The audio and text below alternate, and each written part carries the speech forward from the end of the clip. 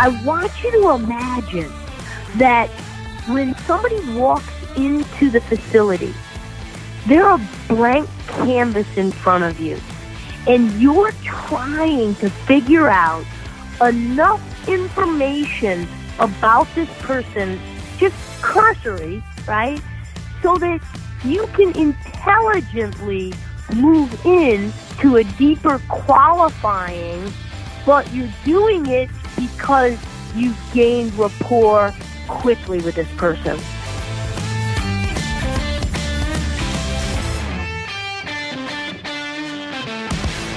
Welcome along to the FBP Intensive Series, brought to you by ABC Financial. I'm your host Chantal, and this is a 4-part series where one expert guest presents on one key topic each week for 4 weeks.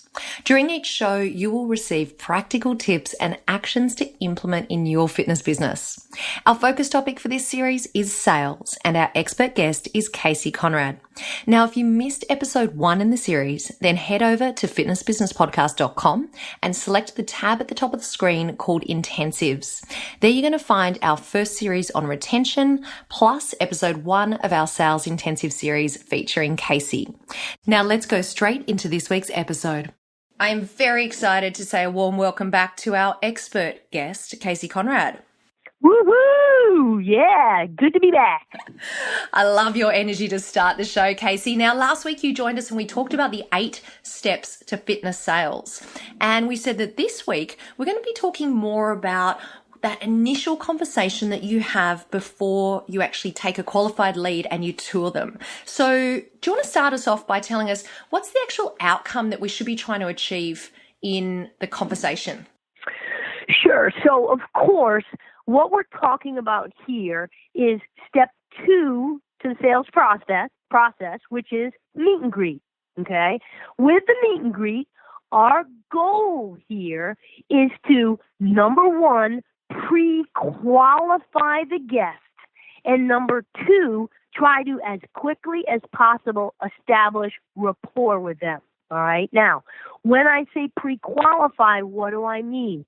I want you to imagine that when somebody walks into the facility, there's a blank canvas in front of you, and you're trying to figure out enough information about this person, just cursory, right, so that you can intelligently move in to a deeper qualifying, but you're doing it because you've gained rapport quickly with this person.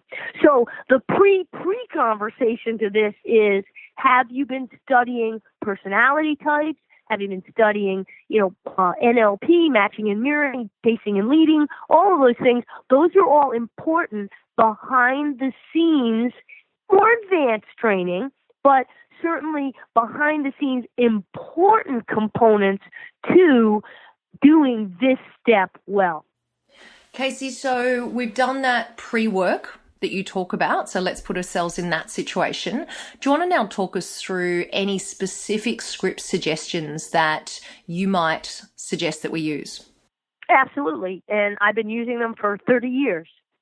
There are 5 pre-qualifying questions that should absolutely be asked at the front desk or, wherever that lobby area is in your particular facility, because obviously we've got studios listening to us, we've got big box clubs, we've got, smaller owner-operated clubs. Doesn't really matter. Wherever you're greeting the client, the prospect, this is where these 5 questions should be asked.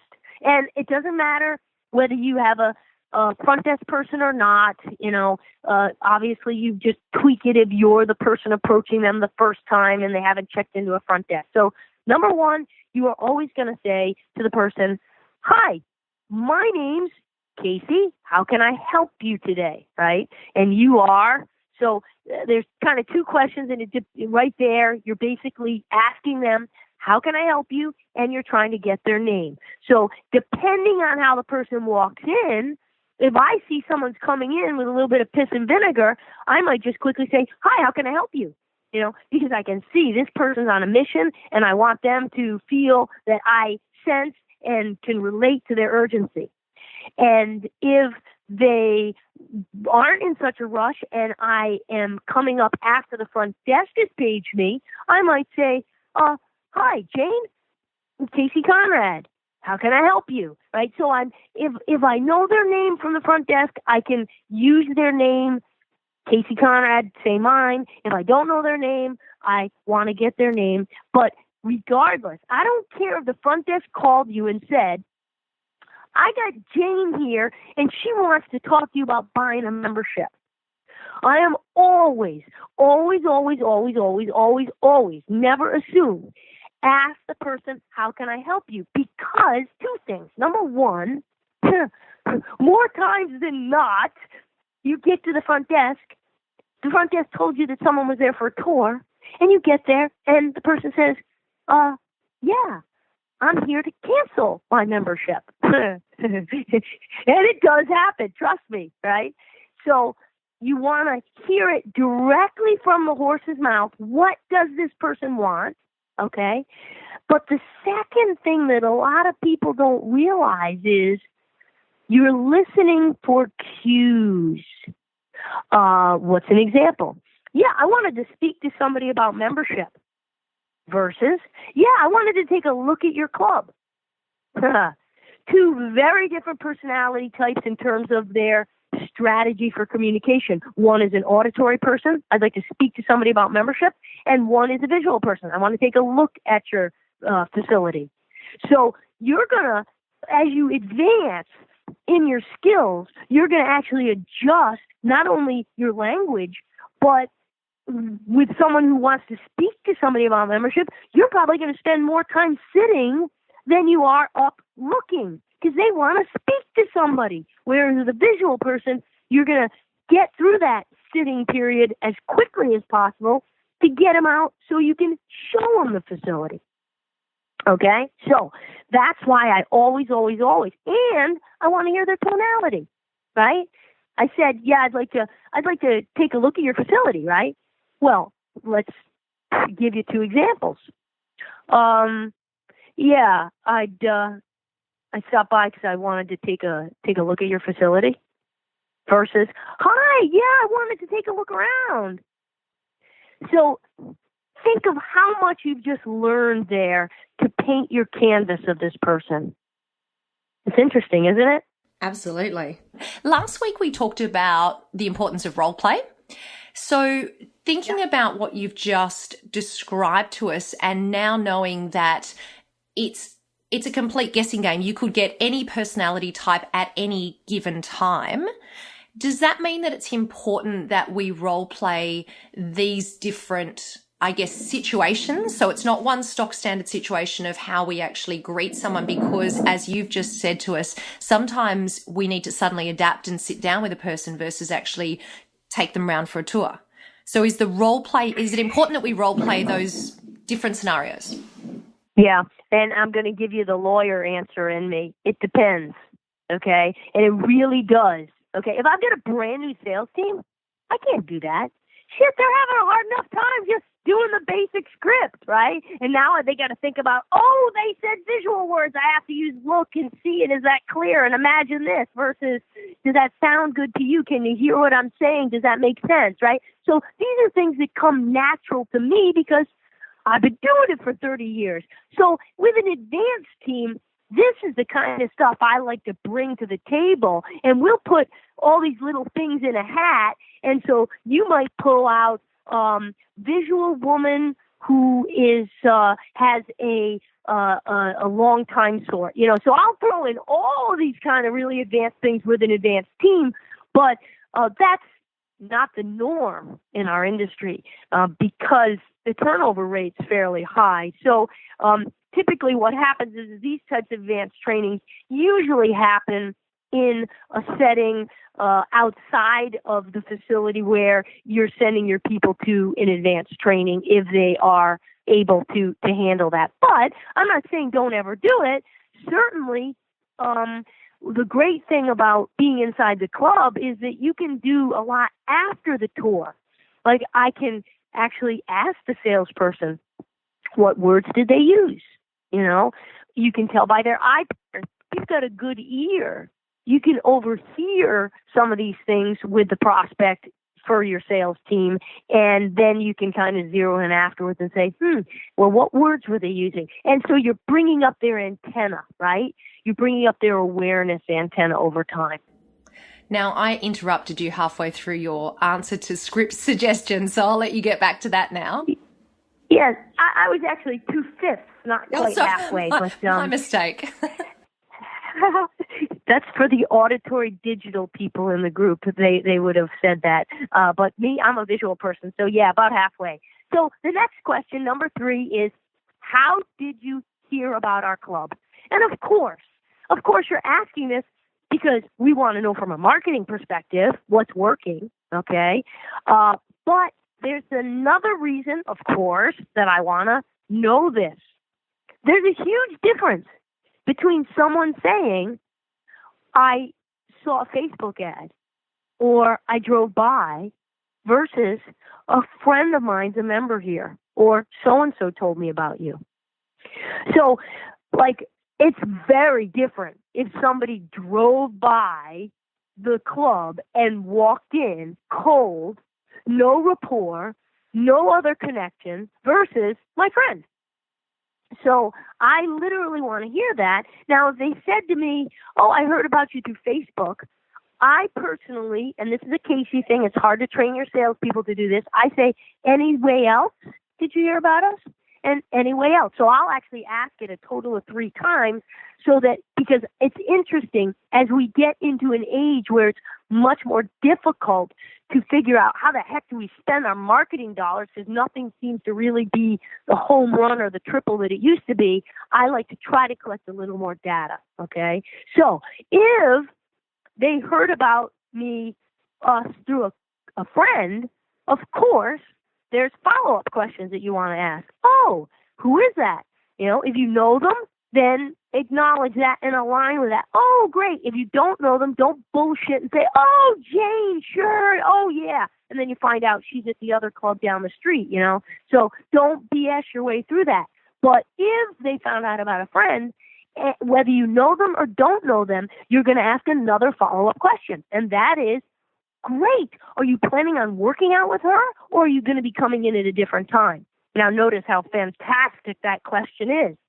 Because if they give you I'm going to be coming in at the same time, or no, we work different schedules, then you can get a sense, a thermometer for where this person is. But if they look at you and they go, well, I don't know whether I'm going to join here or not, then you're like, brakes on. I got to go gain a little more rapport because I just stepped over this guy's line. I know what you're thinking. And if you're listening to this podcast, you're thinking, holy guacamole, I got to memorize if this, then that, if this, then that. Yes. Do you think your surgeon memorized the steps to taking out your flipping appendix? Of course you got to memorize it. I'm not asking you to memorize rocket science here. This is just good common sense that gets you another piece to put that canvas together, okay? So, step 4, because I don't know, I haven't been looking at the clock, we might be running out of time, I got to get this in, is have you been into the facility before? And if they haven't, then it's easy. You go to the next question. But if they have, of course, there is a subset of questions. When was that? Do you remember who you worked with? Did you work out or just take a tour? I'm curious, did Bob have time to go over memberships with you? And if the answer is yes, then really, what prevented you from getting started that day? So, and it's going to depend, right, Chantel? If they came in a year ago, well, okay. If they came in 2 weeks ago, yeah, it's a totally different situation. If they came in 2 weeks ago, maybe the salesperson's still here. Shame on the salesperson if this person's walking in the club without an appointment after being here 2 weeks ago, but that's another conversation for another day. But this is the type of unfolding of questions that happens so that you can get that additional information and clarity on this person. It tells you a big story. If they came in 2 weeks ago and they're back today, well, ding, ding, ding, ding. You don't need to be a rocket scientist to figure out this person's probably here to buy. If it was a year ago, there's an objection lurking there that if I don't uncover that and deal with it and figure out, well, what was the emotional trigger that finally pulled them back, then I'm going to have a chance of this person walking again. Because let's face it, people don't like to exercise, right? They'll find any excuse not to. We're not selling ice cream here. So this is what I love about it, right? And I know you're laughing. I can hear your giggling in the background, and that's smiling? Okay. Yeah. But isn't this the beauty? You see, this is what a lot of people that don't stick around long enough to sell don't realize. This is an art. This is a craft. This is fun. It's like the ultimate game, of, wow, I wonder if I can learn enough about this person psychologically quickly enough to get them to make the best decision of their life, and that is to start regular exercise. And the last question, in case I'm down to the wire here, so we can get it in and then you can ask more questions, is, do you have time for a complete tour today? That would take around 10 or 15 minutes. And if they say no, then of course I'm going to try to book them in for another appointment. If they say, yes, I do, then you move into your first transition, which is giving them the brief overview, but we're not going to get into that today. Well, Casey, you actually set me up for the perfect segue, because in that fourth question, you mentioned the word objections. And of course, that's exactly the topic that we're going to be focusing on next week. So before we finish off this week's show, are there any actions that the listeners can take away that they should complete between week 2 and week 3?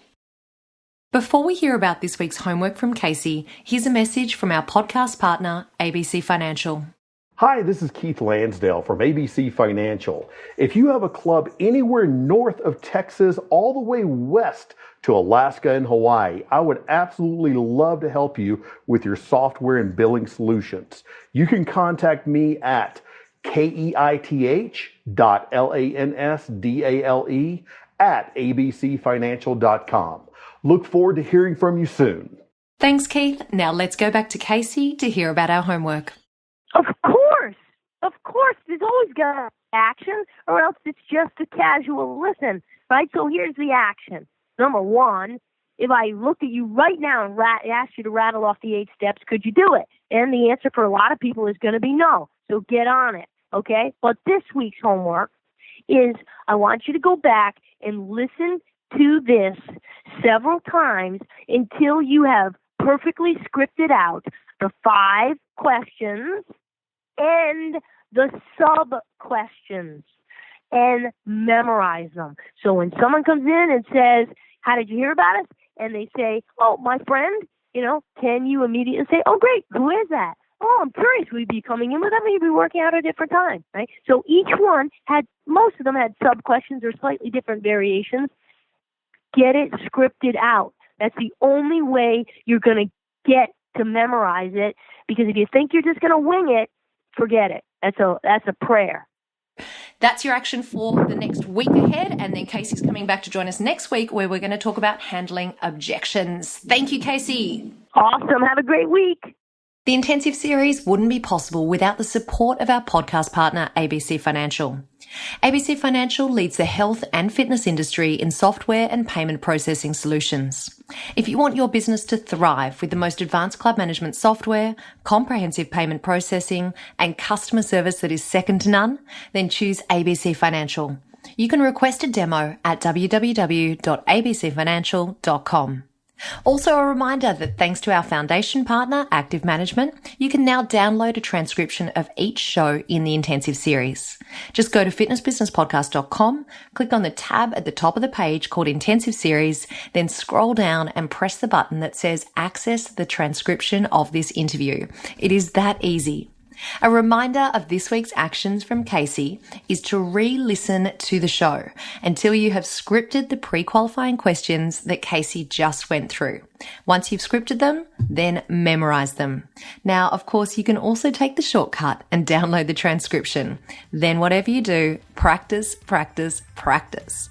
Thank you so much for joining us for episode 2 of the FBP Intensive Series on Sales. I'm your host Chantal, and I'll see you next week.